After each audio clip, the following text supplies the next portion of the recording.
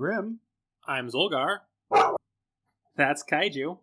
And this is Two Idiots and a Dog, Idiots on Film, where we explore movies that we love or think are important for pop culture. This week we're talking about Mad Max Fury Road. Alright, so, Fury Road. We chose Fury Road for a couple of reasons. And one of the big ones is we are both huge fans of the franchise and both really love this movie. Honestly, I think it's my favorite of the Mad Max movies, as much as I love Road Warrior. Road Warrior is great, but there's just something about Fury Road in that it takes Mad Max and brings it to modern movie standards without a lot of the crap you come to associate with the modern movie standards. Before we get started, a quick note or word of warning. We've done some thinking and evaluating, and have realized that censoring the swears doesn't really work out quite how we intended it to. Most people didn't even notice that the kaiju barks in our Idiots on Film episodes were censoring profanity. Plus, it's a lot of extra work. So, we're not doing that anymore. You now get us in all of our expletive-ridden glory. Glory might be a bit of a stretch. Fair. We apologize for any issue this may cause. One thing before we start the episode. What now? Did you know we have a poll going for Listener's Choice episodes? Or a Listener's Choice episode, I should say. You mean like letting our fans pick a movie for us? Exactly like that. That's a terrible idea. I know, right? It's on Patreon and will run through the end of October. Patreon? Doesn't it mean they have to be a patron to vote? Nope, it's public. Anyone can vote. Vote for Tremors. What? I didn't say anything. So, Mad Max Fury Road. Before we get really into it, there is something we need to acknowledge. It is 2022 when we are recording this, and boy howdy are there elements of this movie that hit a little different. Yeah. I don't think it was intentional at the time, but Immortan Joe could easily be an analog for a certain political figure. Yeah, not to mention there's also the background ambient stuff surrounding hoarding of resources, mismanagement of resources. Do not, my friends, become addicted to water. Yeah. And, I mean, the cult mentality of the War Boys and the sheer level of, honestly, toxic masculinity that that entire cult is built on. Yeah. Now, we know for sure the War Boys were deliberate because we were already seeing that festering cesspit come to a boil. Yeah. The mismanagement and hoarding of resources was also intentional, just it's hitting even heavier today. Yeah. We would be remiss if we didn't point out these elements before we go in. Even for the time, all of these elements of the movie were a commentary on the state of things, but even more now, it like I said, it hits a little different. And it's only been 7 years. I know. And it feels like 7 decades. So, first of all, I want to state that I think this film is a masterpiece. Yeah, it is. I admit to bias, but I think it's a masterpiece. You know, I do not believe there is such a thing as a perfect film, but if someone said to me that this movie was perfect, I'm not sure I would argue with them. I could probably find something somewhere, but I'd have to go digging. And while, of course, George's direction was a big part of what made this film, as we know, what truly brings stories to life are the actors. And what a cast. Yeah. There's a few big names on here, and a few names on here that are now big names. But they weren't, like, superstar names when this came out, with a couple of exceptions. I mean... There's also a name on here that's, honestly, really small unless you're in a particular fandom. You mean this one? Hugh? We'll get there. I want to touch on the two main characters first, though. We got Charlize Theron as Imperator Furiosa. And her name ain't on the title of this film, but she is the main character as far as I'm concerned. Yeah. Furiosa is definitely the main character of Fury Road. And it has been a genuine joy to watch Charlize's career slowly morph into the one she wants. Aeon Flux really kind of put it into my head that she could do action. That movie was terrible, though. So terrible. No fault of hers. But it was... I'm not going to spend too much time on that, but yeah. And then this movie came out some years later. And I went, okay, yeah. And then Atomic Blonde came out and just cemented it. We really need to do an episode on Atomic Blonde at some point. And it was in the running, but between this and Old Guard, we decided not to be that Charlize heavy. Yeah. It'll happen eventually, folks. It's too good a movie not to. But yeah, watching her become the action hero she wants to be has been a genuine treat as a consumer of media. I'm looking forward to seeing if her role that was that like tiny cameo at the end of Doctor Strange, if it develops further. I am and I'm not, it's a little weird position to be in because, like, on the one hand, I want to see what she can do in the MCU, but on the other hand, I don't want her tied to the MCU because her other projects, I am enjoying way more. Yeah. I am frothing at the mouth for Old Guard 2. And she's doing Atomic Blonde 2 as well. Yeah. I've seen some set photos from Old Guard 2 and Charlize in a suit. Ooh. Listen, my love for Charlize Theron has not been a secret. Plus, she's an incredible actress, and honestly, she's got some strong action chops that have been, again, like I said, fun to watch develop over time. You've got Tom Hardy as the titular Mad Max. Which, it's always tough when you have a major franchise and you recast the character that franchise is built on when it was created by one person. And, okay, he's got problems currently, but I used to be a huge fan of Mel Gibson. And I still love a lot of his older work, including I love him in the Mad Max movies. And he's got some issues, but that's... I've heard mixed reports on whether or not he's working through them or not. I hope he does. Yeah. For his sake, if nothing else. Yeah. I hope that there were some issues up here that he is getting resolved, and he's not actually... hopefully it has. Hopefully he's moving into a better place. But... So, Tom Hardy as Max, I was very leery about recasting Max. They had to, though, because 2015 was like the height of Gibson's being out there, but even if Gibson weren't having those issues at the time, I think Gibson is getting too old to play Max in this kind of role. Yeah. So they had to recast him, and honestly, I think Tom Hardy pulled it off. Yeah, Tom did a great job. He did a really good job. He and Charlize had some great on-screen chemistry, which is pretty impressive, considering by the end of the movie they hated each other. And they've both said it straight up, just, you get trapped out in the desert with a person day after day after day after day after day. So, theoretically, it's been years now, and they're probably okay with each other again, but they weren't by the end of that movie. Amusingly, though, two of their stunt people got married. Yeah. Which is great. I love it. We've got some other people here. All of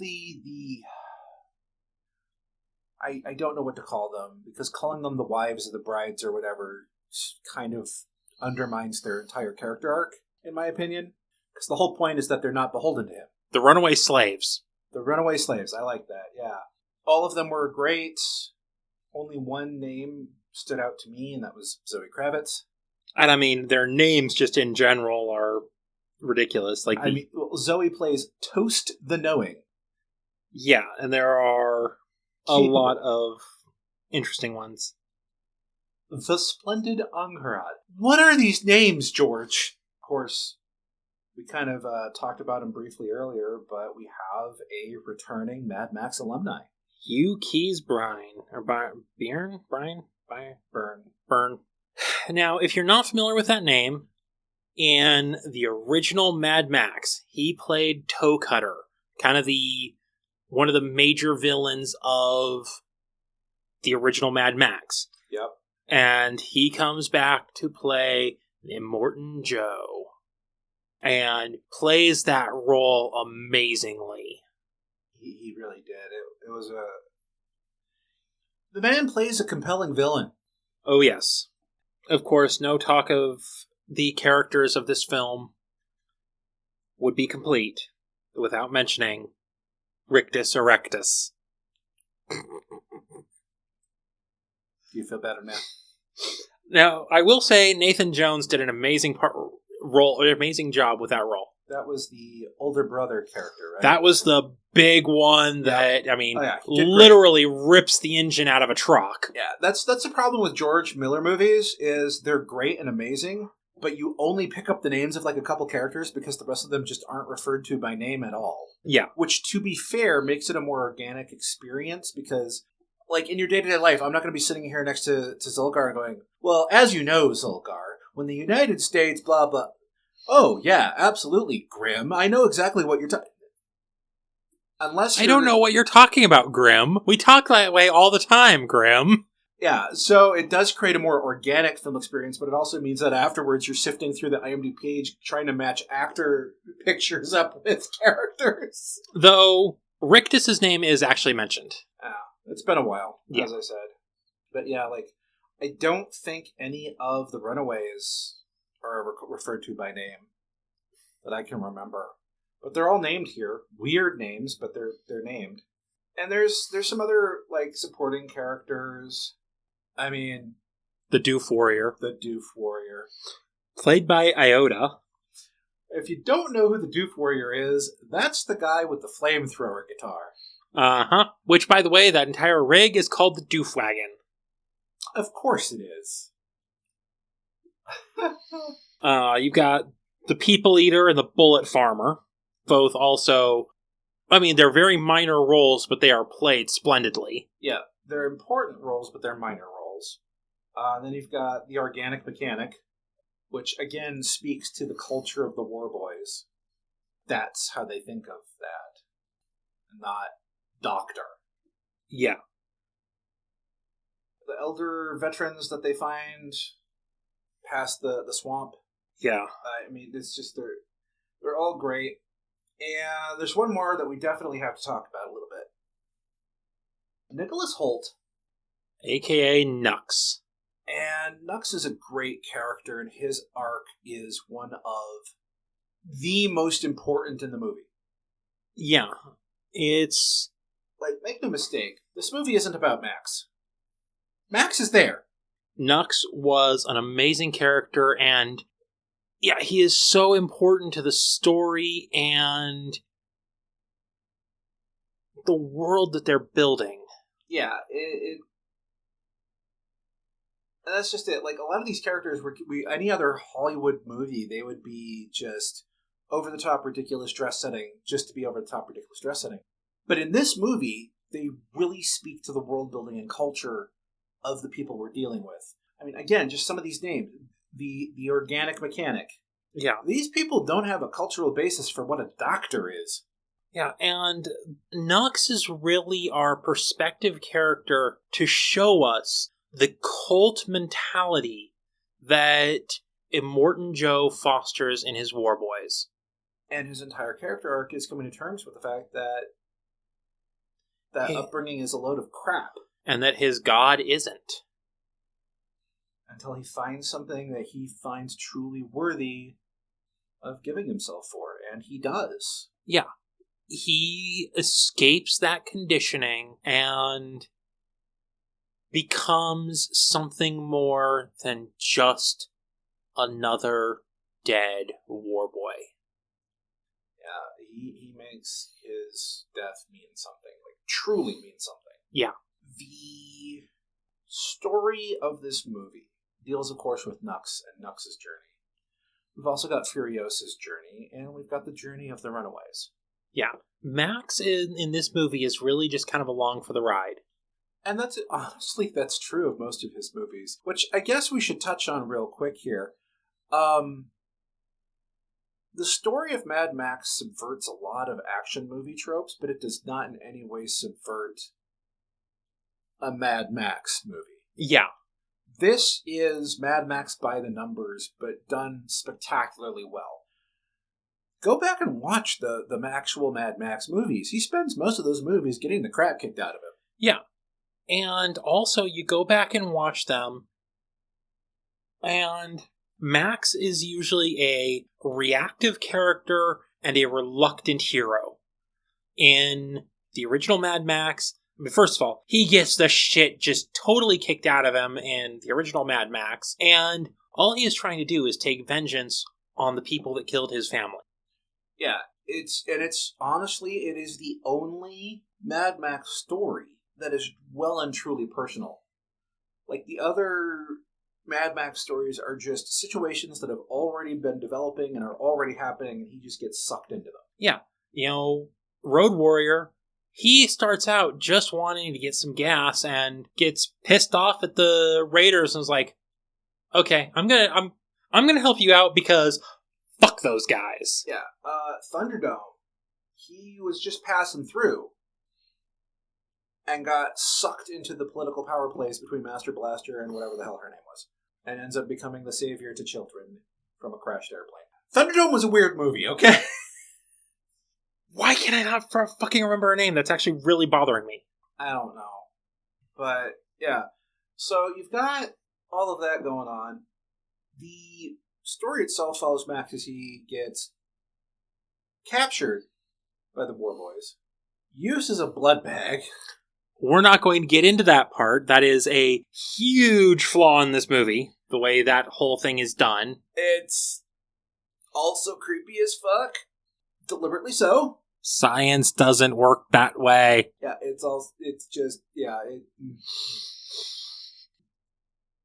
and through a series of events, winds up with Furiosa and the Runaways. Yeah, and you open it, their dynamic starts out as a hostile one because neither of them has any clue who the others are. Yeah. It takes a while for them to get used to each other. Then you throw Nux into the mix, and he starts coming around, and everybody's stories just start kind of developing together but not together. Yeah. It's also not quite parallel either because they're not truly separate, but you can see the individual arcs happening together at the same time. I mean, the directional choices for this film were spot on. I mean, there's that one sequence that would have been a good 30 minutes of the movie in any other action movie. And that is, okay, the war rig's damaged. We need to take a moment and rest and get our bearings, but they're coming down on us now. We need someone to buy us time. Max just walks off into the night. You hear explosions and gunfire in the distance, and come morning, he will come walking back. Yeah. That whole sequence where you don't know what Max did, but you know what Max did. Yeah. So many movies, that sequence would have been the focus. Here it was just... he did what he had to do. Yeah. And, of course, we've got Martin Joe and his cult of hoarding resources and controlling women. And not just controlling women, controlling everybody. Especially controlling women. Yeah, especially controlling women. And he's controlling everyone. He has women he treats like property.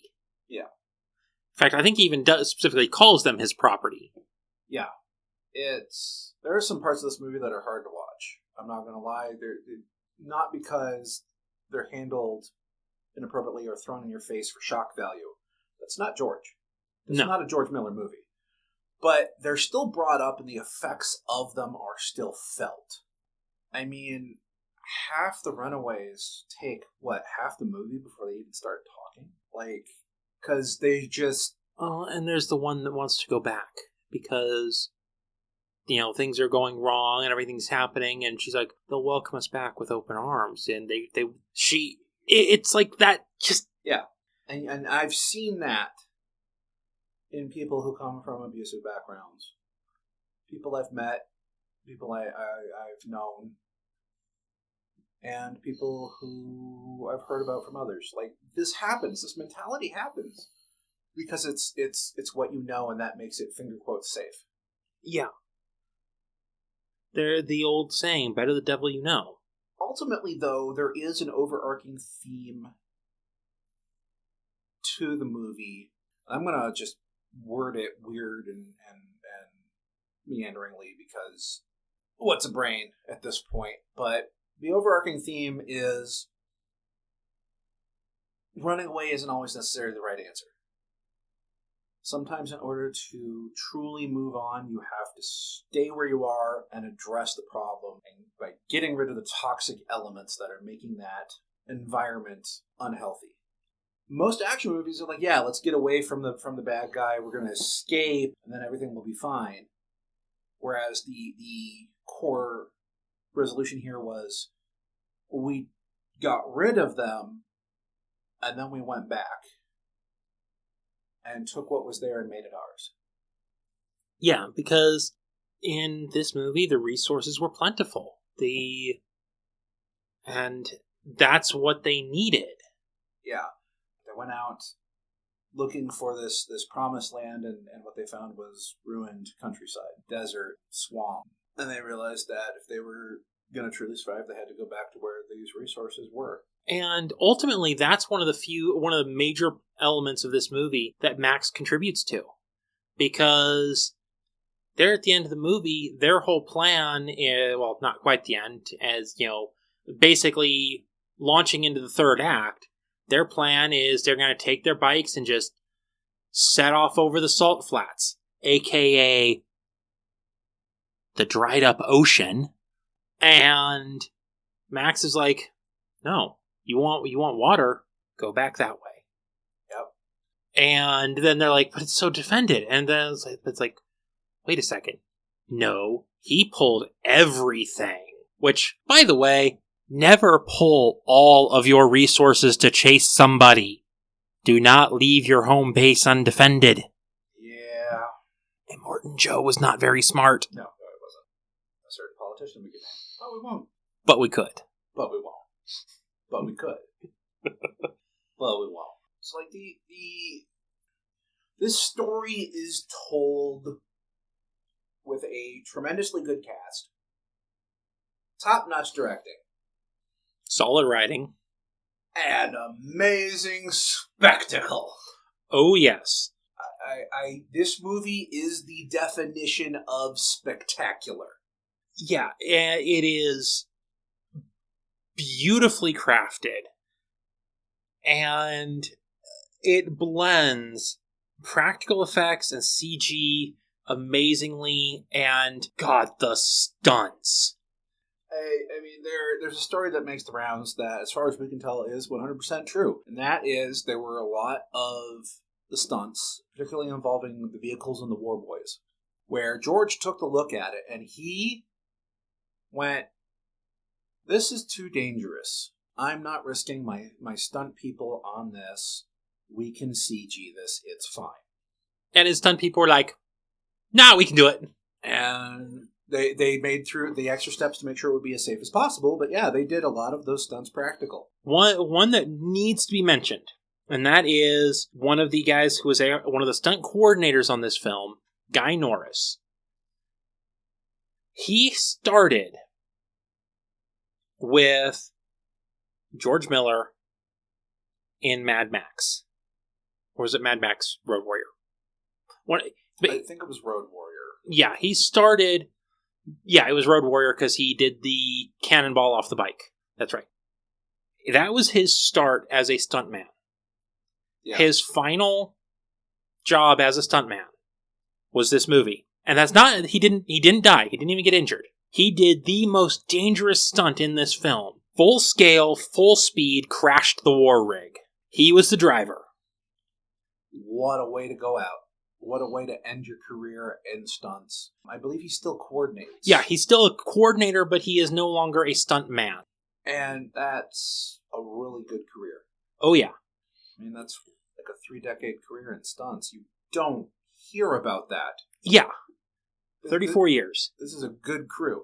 So, how they did the war rig crash, basically, the actual cab for the war rig was on a track that you couldn't see from the because of the camera angle, that basically they could crash the war rig at high speed, and then that would gradually break, so, you wouldn't have inertia killing somebody. It's a weird setup, but awesome. And I forget what they call them, but the guys on the poles. Yeah, that was practical. That was practical. Those were actually stuntmen on poles, flailing back and forth on moving vehicles. Absolute insanity. And I want to point out, I want you to remember, they insisted on it. It takes a strong level of trust between your stunt crew and your director. And your fabrication crew. Yep. Everybody needs to have... It takes a lot, and Fury Road had it. And there were places where they used CG. A lot of the explosions were made bigger with CG. The explosions actually happened, they just... I'm pretty sure the majority of the dust storm was CG. The dust storm was CG. How can you make a storm like that on demand? You can't. Yeah, I mean, that was one of the few things that was really fully CG in that movie. And here's the thing. That was so well done that it's not like, man, look at that CG. Yeah. It was, it was CG because it had to be, but you're not sitting there going, that's CG. Yeah. It's almost like when you let your effects team take the time to do it right, that your effects look good. Did you hear that, Disney? Oh, did I say that out loud? Hey, effects teams, you should unionize. Whoops, was that my out loud voice? Whoops-a-doodle.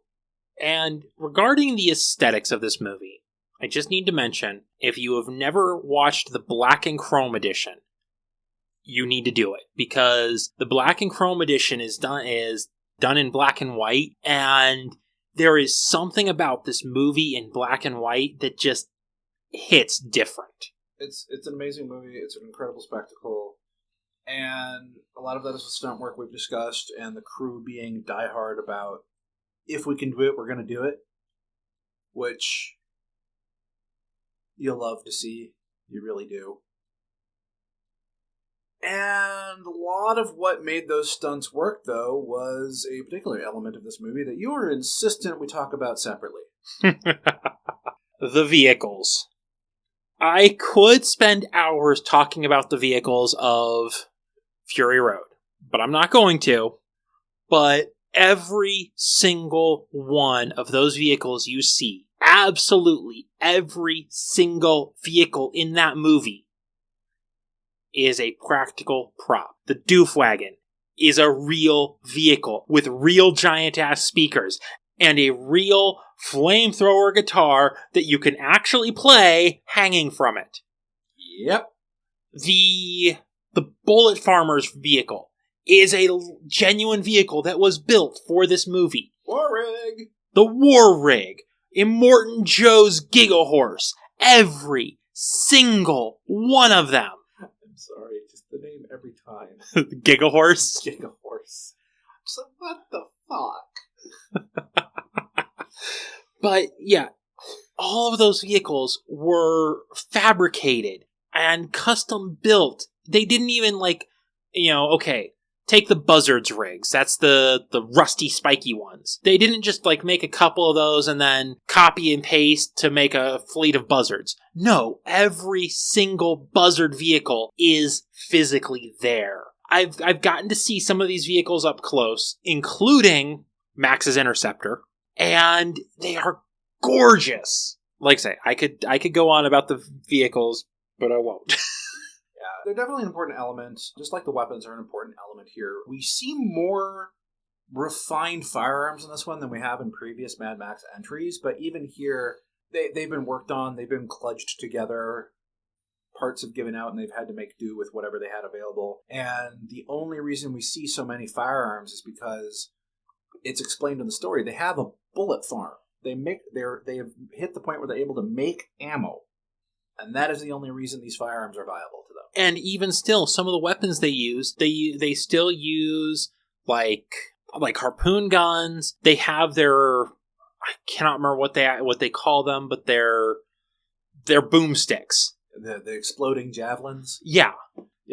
You still have that kit bashed post-apocalypse weaponry going on. But, for example, Furiosa has an honest-to-God sniper rifle. And this is an actual sniper rifle, not a anti-material rifle like is usually used as a sniper rifle in movies.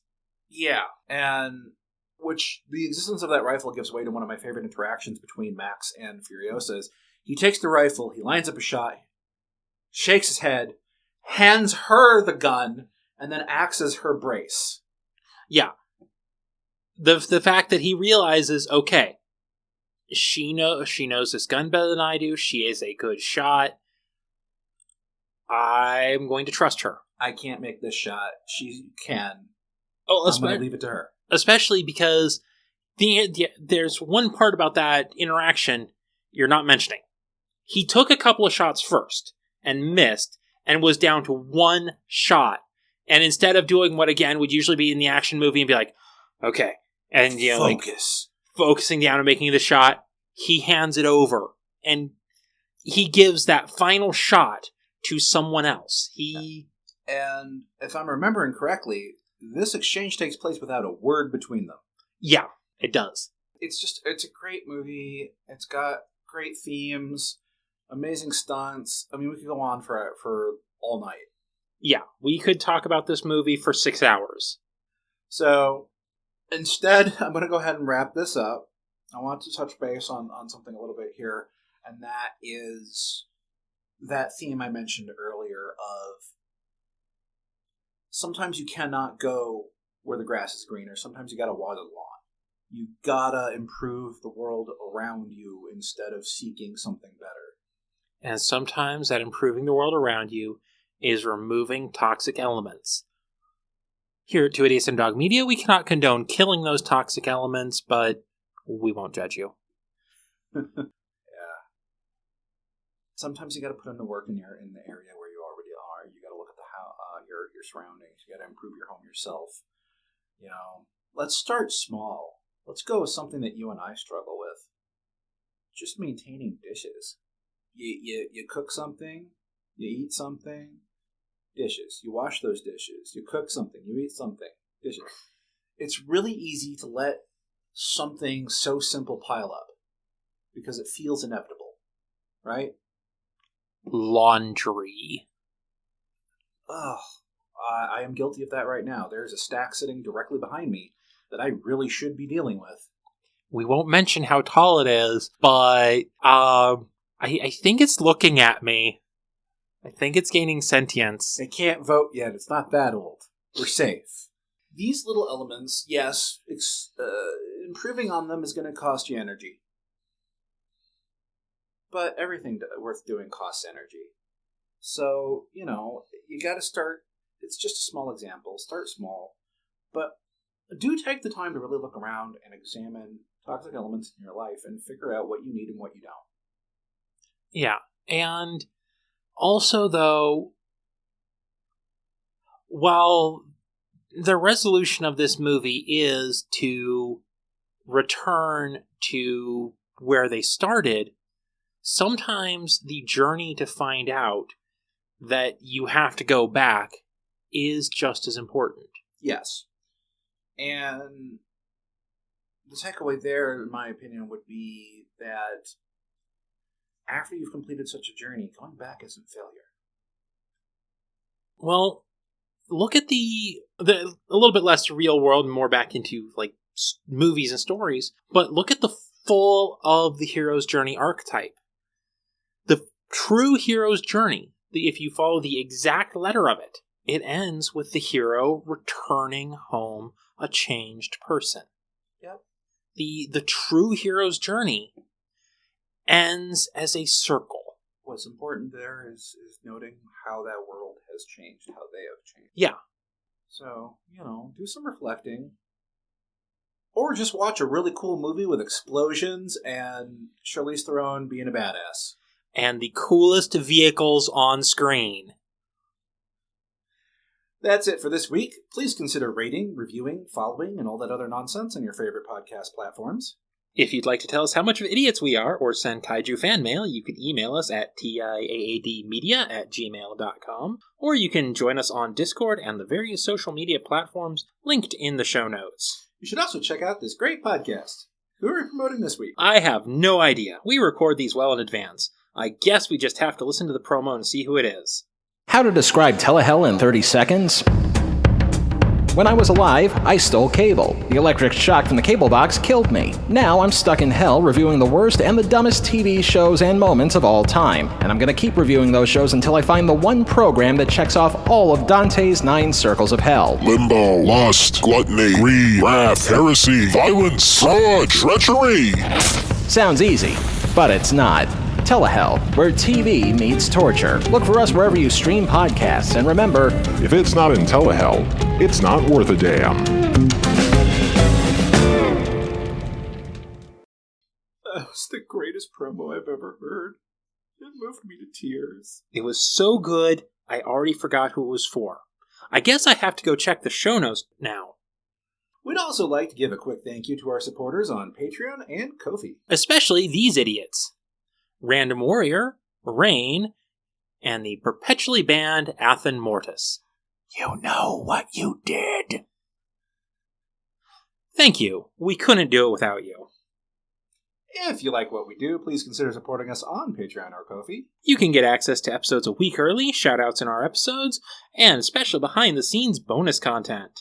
Also, we won't put commercials in our Patreon episodes. You can find us at patreon.com/TIAADmedia and ko-fi.com/TIAADmedia. Those links are in our show notes as well. And of course, thank you for listening to Two Idiots and a Dog.